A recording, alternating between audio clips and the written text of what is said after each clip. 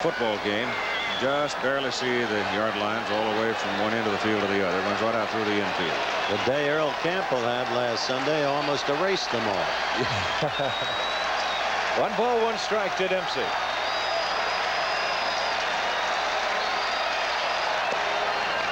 Just outside, and the count 2-1. Nicosia, I believe, wanted that pitch. Dempsey looking down to check that sign again.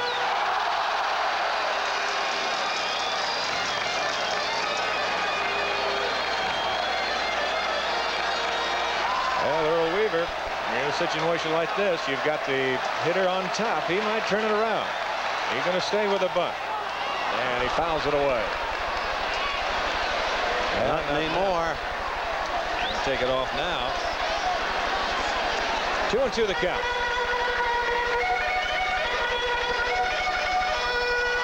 Dempsey looking at Ripken one more time. Madlock, he moves back with the 2-strike count.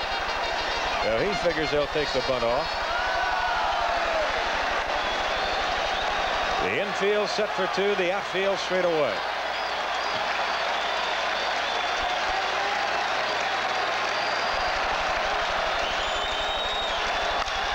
Foul right side. Count remains 2-2. You see Rick now trying to go to right, which of course is the play. 1-0 Baltimore. We're in the bottom of the 5th.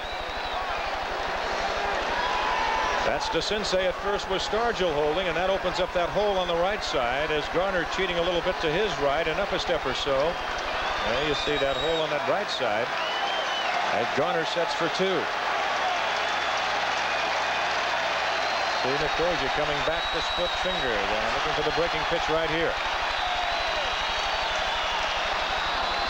Just got a piece of it. Count remains 2-2.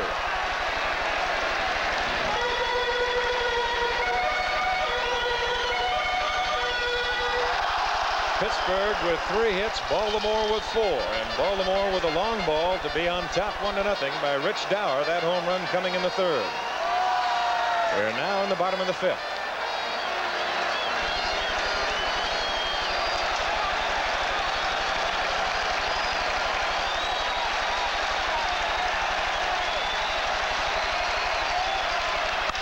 Foul again right side.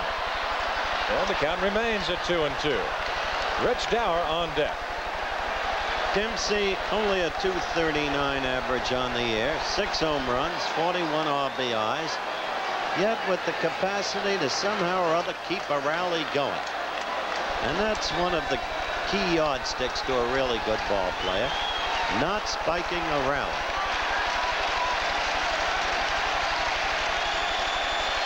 Breeze picks up just a little bit, blowing to left. That should be playable right field. Parker to the line. And that is out number 1. Not that time.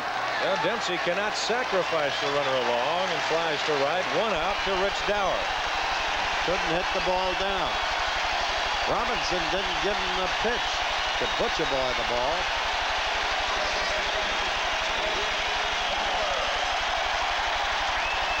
Well, as we said before, it was Dauer's home run to lead off the 3rd inning. That's the difference in this ball game. 1-0 Baltimore. Nicosia and Robinson will have a little chat. You know, the old coach out at USC, Keith, Rod Dato's got to be happy about that. Yeah, he jumped 9 feet when he hit that ball. That's one of his boys out of the University of Southern California. Yeah. He was on a teammate to Fred Lynn, too. Monday Night Football, solid ball game. The Bronx against the Steelers. Throughout the Steelers lost to the Bengals. They've been injured. Some of them are getting well. They are the mighty Steelers. Good breaking pitch by Robinson. 0-1 the count. Robinson is looking surprisingly sharp with that breaking pitch. Well, for a guy that's had the bad shoulder that we've heard about, there you see the breaking pitch again. He's throwing well. Broncos stay up there year in and year out, Keith, with that defense. Pittsburgh must be a mess, though, after what happened to them last week. There's so many people who had trouble getting enough to suit up, didn't they? 3 linebackers out, Lynn Swan out. They'll be back. Runner goes, and it's fly to center. Moreno, lots of room, playable. Out number 2. That will bring up the pitcher spot, and it'll be Scott McGregor. He bounced to short his first time at bat. You hate to get a man on open an inning and never move.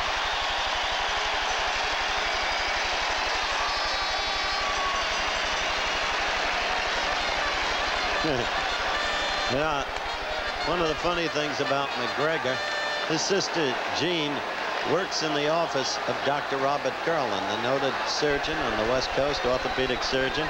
Scotty says, Palmer sees my sister more than I do. Well, the fastball is high. The count 1-0. McGregor a switch hitter. And he swings the bat pretty well.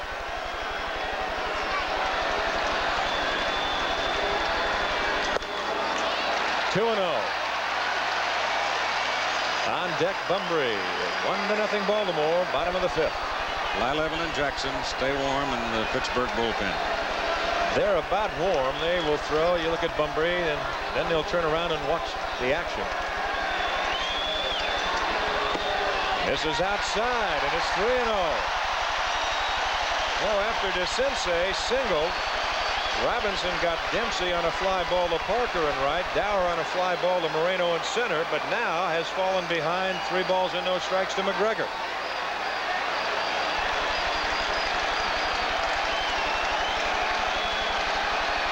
There's the strike, and the count goes to 3-1.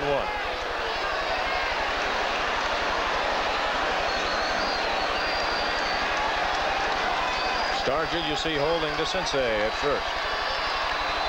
Strike 2, full count, 3-2, 2 outs. DeCinces will be going. You knew Earl Weaver wasn't giving him the hit sign. Well, if he had the take sign, he'll take it off now. No choice. Runner goes. Foul left side. Chuck Tanner. I think during this series, he has earned the respect of everybody who follows sports. He's a heck of a guy. He really has. Really is. Class man. Full count, 3-2. Stargell playing behind DeCinces, who goes. The next pitch foul out of play. Scotty's hanging tough. And there's the man who was named the American League Manager of the Year by the Sporting News. But Earl, with a suddenly developed habit of biting his nails, as you saw, and in the pregame interview, how is your inner confidence? He said shaky. Howard, shaky. Runner goes again, and it's low for ball 4, and he walks in. All right, we come to Bunbury, the man who has not come through, the man who is now 3 out of 20 on the series. But the man who is a much better hitter than that, and the key to the Baltimore Ball Club, because when he's getting on, he makes things happen. Here comes Chuckaroo. He's liable to go to the bullpen. Jackson was throwing in the bullpen along with Blyleven, and he's going to go to Jackson. He's not going to take any chances right here. And now the move will go to Earl Weaver as you look at Jackson. Now, Well, let's see if he puts Renicky in, because Renicky is a good hitter, but he is not that good a center fielder. And the numbers on Grant Jackson: 72 appearances in 1979, outstanding ERA.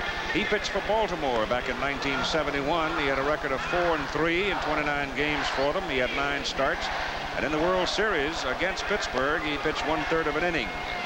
And this is what he has done here in the 1979 series. And he was the top left-handed reliever for them, for the Orioles, 71 through 75. Now he's wearing the other color. He went with the Yankees, did yeoman service for them. Birds wanted to get him back, and they did, ultimately. Now he's staying with Bunbury, and clearly with a 1-run edge, he's staying with him for defense. well, he's got to do that. Right now, you've got left-handed to left-hander, and that's one of the things that Chuck Tanner had in his mind, too, besides not taking any chances with Robinson, as that pitch fouled away. That is DeCinces at second base. At first base, the pitcher, Scott McGregor. 0-1 to Bunbury, who's 0 for 2, has bounced to the first baseman, Stargell, and has popped to short.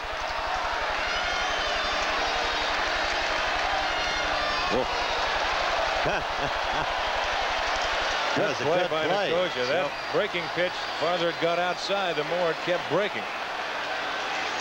Nicosia, of course, with that piece hanging down under the mask, as we've said before, just to keep the foul tips away from the throat. 1 ball, 2 strikes a count. Bunbury does not have the same swinging against the left-handers he does a right-hander. He really doesn't. Everything is defensive. He's falling away from the ball and just laying the bat out. He's 0 for 3 against Jackson in this series. The last appearance by Jackson was in Game 4 on Saturday. He faced just 2 hitters. Retired both men.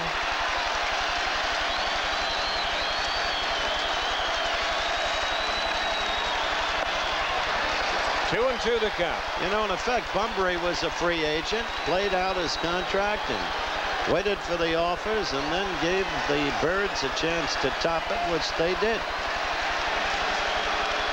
Look at that. Looper, it's playable. There's Madlock in front of the Baltimore dugout to make the play. So it's still 1-0 through 5, and we'll be back with more baseball after this word from our local station.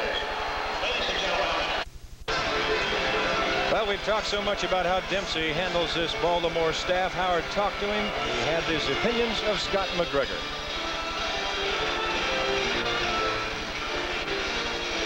Now, do you feel that Scotty has the ability to hold together the second time around against this club?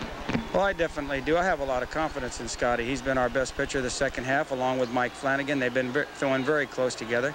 And he's consistent. He's not going to walk anybody up there tonight. He's going to go right after him. And they're going to have to swing the bats like they have been in order to beat us. But I really have a lot of confidence in Scotty. And if he should happen to get into some trouble, we still got Flanagan coming out of the bullpen to back him up. Well, Scotty has only walked 1 batter, and that was an intentional walk to Phil Garner in the second inning. So Dempsey's words ring presently true. And it'll be Parker, Robinson, and Stargell, the meat part of that Pittsburgh lineup here in the 6th. 1-0 Baltimore. This should be a testing inning for the young southpaw. That'll be out of play left side. So through 5 innings and 1 pitch to Parker, McGregor has thrown 57 pitches. Remember what Parker told us in the interview you heard earlier. Explained why so many of his hits were going to left field. Inability to push off the back foot because of the damaged knee. Jams him with a good fastball. Dower to Murray, out number 1. Boy, that was an excellent pitch by McGregor. You look at it again. Last time he struck him out with a high tight pitch. Here he jams him, as Don told you. And that was all he could do with it. Yeah, there's 1 gone to Bill Robinson. He's popped to third and popped to the catcher. 0 for 2. Pitch like that, you're better off going inside out. Good change. Well, that's the change that McGregor taught Flanagan. These two are very close friends, fishing partners. Hit hard. Garcia on the hop coming up and over the glove as Lowenstein will get it back in a big turn by Robinson, but he'll hold it first. So 1 out, 1 on to Stargell. That ball hit hard and had the top spin. Nothing Garcia could do with it. The ball played him. Look at this hop. Now that's a base hit. The hits are even at 4 apiece. Baltimore on top 1-0 to Willie Stargell. That McGregor changeup that you've seen so much of tonight. Hit well, right field. Singleton to the wall, and this ball is gone. Willie Stargell, the big man. 7 times he had come to the plate in this series with runners in scoring position and failed. But suddenly, and we said this would be a testing inning for the young southpaw, suddenly with 1 swing in the race in the wake of Robinson's bad hop single, turns it around for the moment. Now the Pirates, they're a happy bunch as they greet the old pro, Willie Stargell. And in the 7th game, with the chips on the line, Stargell is 3 for 3 as you look at the Pittsburgh cheering section that has come in from the Steel City. 2-1 Pittsburgh as Madlock fouls the first pitch away. Well, that fastball down and over the plate, and Stargell got it all. You're going right into a dangerous zone when you get that ball down to Stargell. Look at the bullpenners. They're rooting it out. Wonder. That will be just foul. That ball's fair. It's a base hit. This game, by the way, a one-run game. It's the Birds kind of game. Throughout the year, hang in there, come back, win it. And this young man won't knuckle under. And the bell rings in the Baltimore bullpen. We get some action out there. But Willie Stargell, who came into this game 8 for 25 in the series, is now 11 for 28. And maybe he's thinking about MVP. High hopper, a fair ball to Sensei, a tough play to get him. Great play. That's at least twice in this series that Doogie has gone deep behind third and made the longest kind of throw a third baseman can make. Well, he is over in foul territory. A good play. He sets in a good, strong throw to get him. And Madlock, he can move down the line. Well, there's two gone. Willie Stargell just kind of savoring that last swing of the bat, but it's still an iffy situation. This is Nicosia, and the play by the shortstop, and that is out number 3. So Pittsburgh going in the 6th, but they picked up 2, and after 5 1/2, it is now 2-1 Pittsburgh. As we go to the Baltimore 6th inning of play, the Pirates on top 2-1 on that man's one swing of the bat. Willie Stargell, a 2-run homer in the Pittsburgh 6th. Mike Flanagan in the bullpen. So Earl Weaver staying on top of things. It'll be Garcia, Singleton, and Murray to face Grant Jackson, the 3rd Pittsburgh pitcher. Bibby started, then Robinson, now Jackson. Good fastball for the strike. Even though Murray is a switch hitter, Earl wants to be ready with Lee May because John Lowenstein comes up. Bowie Kuhn, President Carter, House Speaker, Congressman O'Neill from Massachusetts. 0-2 the count. There they are, left to right. Asphyxiating the president and the commissioner with that cigar. What makes you think your pipe is better? Better than your cigar. Pops him up, and Garner will take charge. And that is out number 1. Chuck Tanner going to the pen again. He's got Blyleven up and throwing. Right fielder, Ken Singleton. Here's Kenny Singleton, 0 for 2. Has bounced to the first baseman with a pitcher covering, and he's flied to left. He will turn around, and he will hit from the right side. Well, the next 2 hitters, switch hitters, and Singleton and Murray.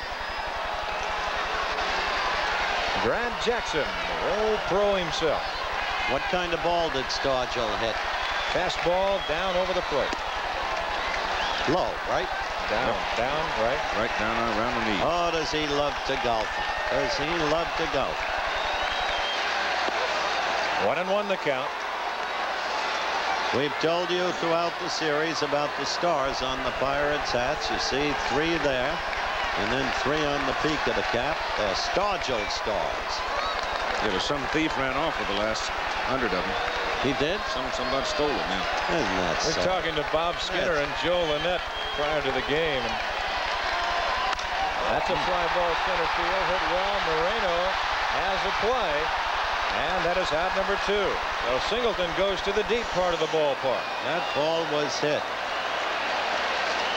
But I was standing downstairs prior to the game with Bob Euchre and myself were talking with Lynette and Skinner, and they both had a star. They said, what in the world did you do to get a star? I said, we had to steal them. Euchre's here, huh? He's here. There's Earl Weaver, Eddie Murray the hitter. Pittsburgh on top 2-1. Pops him up. Playable. Stargell through the coaching box. And that is out number 3. And Baltimore going 1, 2, 3 in the 6th through 6. 2-1. Pittsburgh. Chuck Tanner's mother passed away early Sunday morning. Howard talked to Phil Garner on the effect of that on the team. Did the death of Chuck Tanner's mother have any impact upon your team? I think it could have had a subtle effect on our ball.